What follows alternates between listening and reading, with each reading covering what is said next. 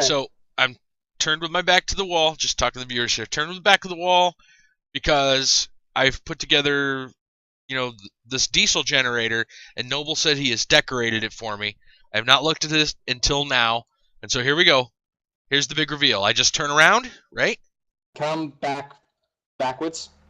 Okay. I want backwards. I'll tell you when to stop. Backwards. Stop. Okay, now turn. That looks amazing.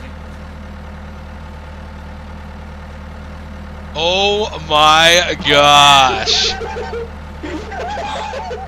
That is awesome. That is so awesome. Can I? Oh, look, I'm going to zoom in. I want that. Oh.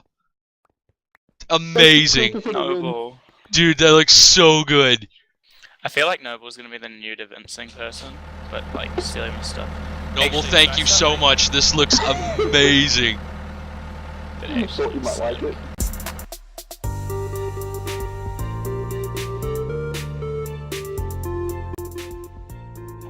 Shenanigans, back again, and welcome to 42Craft. I've got my engineer's hammer with me, and my, I guess you'd call them engineer's goggles. To do some immersive engineering stuff today. A little disclaimer, actually I've done a lot of it already ahead of time. See, I've made a couple of small improvements, little farm. I just went and enclosed it, gave it a nice little glass roof. That is definitely not what we're after today. We're going to be looking at immersive engineering and what we've done in the past couple of weeks. So you have this big building here. We'll start here. And this big building is a 2-story melon farm, 25 by 25, and all I have running as far as machinery here is the harvester from MineFactory Reloaded, and all these just stay planted, and the melons get picked up by the harvester. And like I said, it's 2 levels of that, so 2 harvesters, all connected and whatnot, and like a single powered lantern to keep things from spawning in here. And they go down into this little area here, and Mekanism pipes end up sorting these. And what I do is I send half of the watermelons. Let's turn that off for just a moment. Don't need to get poisoned. It's the sludge boiler. So half of these get shipped this way, and the other half get shipped this way into the auto project table from Blue Power. And you can see it turns melons into melon seeds. And so it's a 50-50 thing. I initially started with wheat, but it just didn't seem to be working quite right. You'd get more wheat than you would seeds, and the seeds had to replant. It's just a whole mess. This just seems to be a better way. So anyhow, the melons get sorted, the slices go this way, the seeds go that way, and we have a little ladder here. Access ladder for getting in and out. Got our seeds, and here is the very extensive plant, I guess you'd call it, for making biodiesel. So let's start by looking at actually the engineer's manual. Show you biodiesel real quick. You can read this if you want, but it talks about the diesel generator, and the first thing you're going to need to know about is the industrial squeezer blocks and the fermenter blocks. And you'll be putting together some multi-block structures. You can use melon seeds, pumpkin seeds, wheat seeds, or industrial hemp seeds. You can use the Pam's Harvest Craft as well, but again, I just found that melon seemed to be one of the easiest. I would have liked industrial hemp, but MFR does not necessarily register very well with the industrial hemp plants, so it just was kind of problematic. So we just went with melon and pumpkin. Now, of course, I think there's some add-ons that may allow for that, but I don't think we have them right now. So you have the biodiesel you have the fermenter and squeezer, and so we'll take a look at those.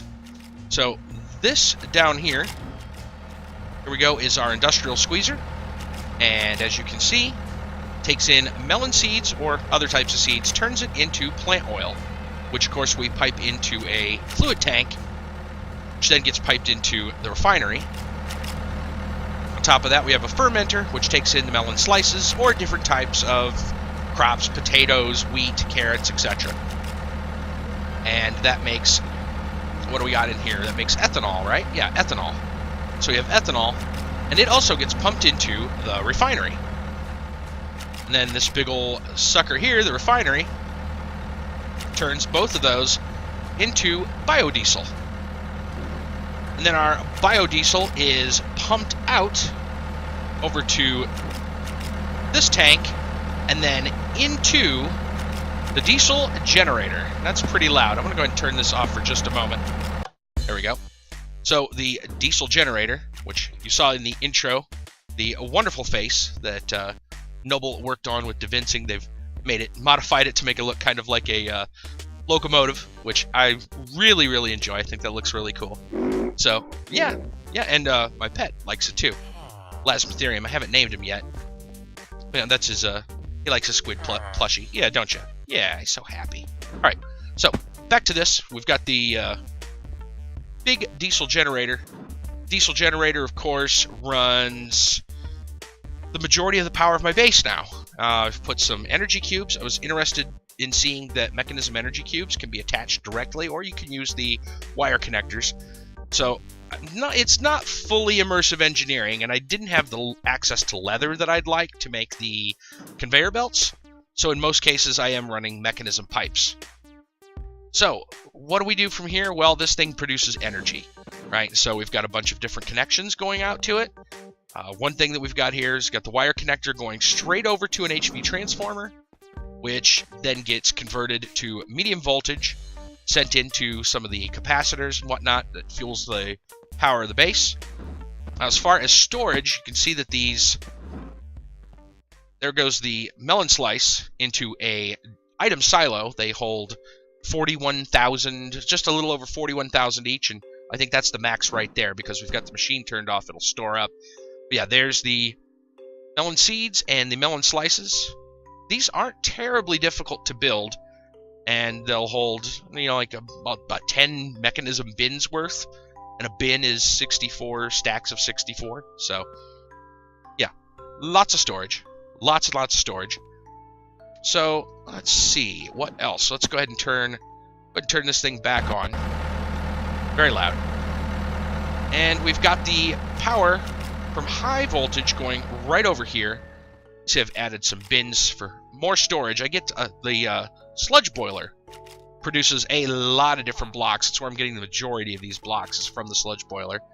And yeah, you can see over here. In fact, we'll show you what else we've got going. I have the Excavator, which I have used to mine up a vast amount of minerals, namely iron and gold. In fact, I'll show you now. I've only found a couple of veins. They're relatively rare, but when you do get them, they're quite a lot. That's 34,000 iron, 34,000 gold ore, and I currently have access to ore tripling. We can go up to quintupling. So if that gives you an idea of how much you get out of a vein. It's pretty crazy. All right, so we'll just go on through this way, and this is the Excavator. It's currently not running at the moment because I wanted to show you kind of how the whole setup works. So one thing you're going to want to do when you get ready to use an excavator, you need to know where the veins are. So you grab yourself a core sample drill. I think we can probably just place it right about there. That should be fine. And then we're going to get a wire connector. Put the wire connector right there. And we'll grab our wire coil. And we'll wire it up to this. And you can see this core sample drill is going. See, there's a progress bar. You get an idea of how much time. It doesn't take very much time to get a sample, and it will tell you what kind of minerals are in this particular chunk. It goes on a per chunk basis. And like I said, it's extremely rare. In a lot of places, you'll not find anything. However, I was incredibly lucky, and I ended up getting iron and gold. The gold vein was basically in my main little living room. So I had this big machine in my living room next to my bed. It was rather unpleasant, but I'm also very wealthy now. So anyway, this thing's done now. We can look, and it says core sample evaluated, bauxite found, which bauxite is used in Immersive Engineering. Mineral vein 97.52% integrity. It was 100%. I have dug in a little ways. And yeah, you can see 5%, and I've got this much ore. So if it's like the others, I will have roughly 35,000 bauxite ore when this thing is done. And so how does this thing work? Well, go ahead and show you. So first off, you've got two things. You've got this large wheel here, which is a separate multi-block structure. You assemble that in a pretty interesting formation. Let's see if we can bring it up here. There you go. Got this wheel, and once you've got it assembled, you want to hit that spoke. Let's see if it'll show it right here. That spoke right there in the center. You'll hit that with the engineer's hammer, and of course then you need to build the rest of the machine around it. Another big multi-block structure, and that's what it looks like fully done. And then you hit it right about where that chest is with the hammer, and you have the excavator. Then of course you need to power it up. And interestingly, it has 3 different connectors. It accepts, well, let's see what the book says about this thing, right? 2 pieces, the engine, digs up the ores. Where did it say how much power it actually takes? It requires 4096 RF per tick in order to operate, which, interestingly enough, is about what you get out of the diesel generator over there, which is why I have a buffer using the energy cubes. So what I end up doing is storing up energy and letting this kind of run off and on, which is the whole reason behind this setup. And I'm sure it is not as compact as it could be. Considering we have blue power, I'm sure I'm not doing this nearly as compact as I could. So how I've got it set right now is that when this energy cube is full, it turns on, unless of course I have like a separate shut off here with the lever. And then as the energy from the cube, which you can use a redstone comparator to compare the signal, this line gets weaker and weaker. Once it goes over this torch, or once it's done over this torch, so it's nearly empty, this will kick on, send a signal to here, which will then send a signal here and tell it to turn off. And then, of course, it keeps toggling itself back and forth once the cube is full and once the cube is nearly drained. So yeah, so what is this excavator digging up right now? Well, right now this vein is pure bauxite. And as you can see, it's just bauxite ore, just all the way through. And the rate that it comes out is pretty good. I mean, you look at this, every couple of seconds I get another ore. So yeah, pretty crazy stuff. And also, I'll show you some extra ores. Now remember, I've got 35,000 each of gold and iron. Those were the main deposits. They also had other deposits. Take a look here. Nickel was found, I believe, in both the iron and the gold vein. Tin was found with, I believe, the iron, and we've got copper that showed up, I believe, with gold. So lots and lots of extra ore. Now you might want to say, well, that's really overpowered. It's a lot of, a lot of work, or it's little work for a lot of stuff. This isn't necessarily a little work. And you can argue how overpowered something is, but as far as it goes, this whole setup was at least 1,000 iron, actually steel and some other things, but you're looking at 1,000 iron, numerous gold, diamonds, etc., to build everything, to make all this happen. So it's quite a large investment and a pretty decent time investment, not mentioning the farm upstairs, to get all this going. And then, like I said, the majority of veins are actually quite rare. I've sent this sample drill around all over outside the base, and the majority of times it's just no minerals here. So finding a vein is relatively rare, but when you get it, man, is it a payout.